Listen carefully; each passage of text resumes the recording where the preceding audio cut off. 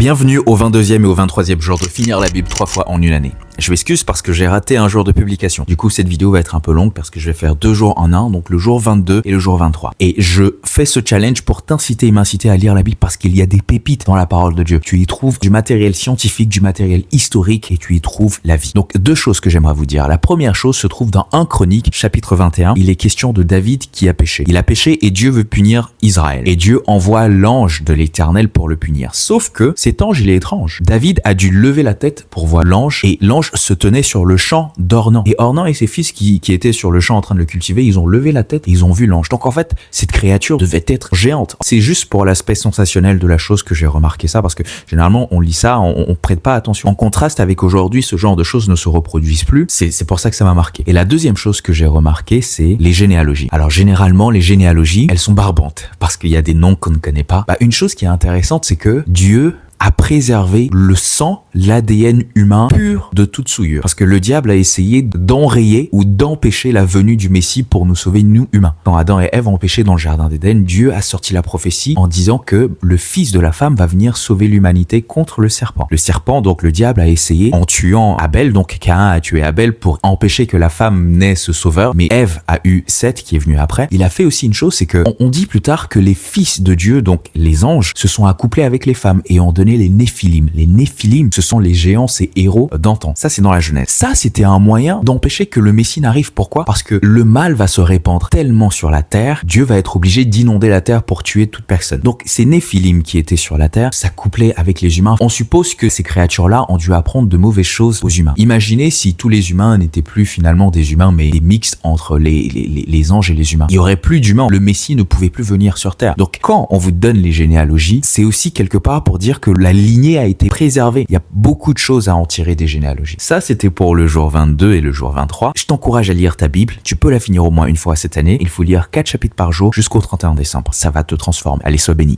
Peace.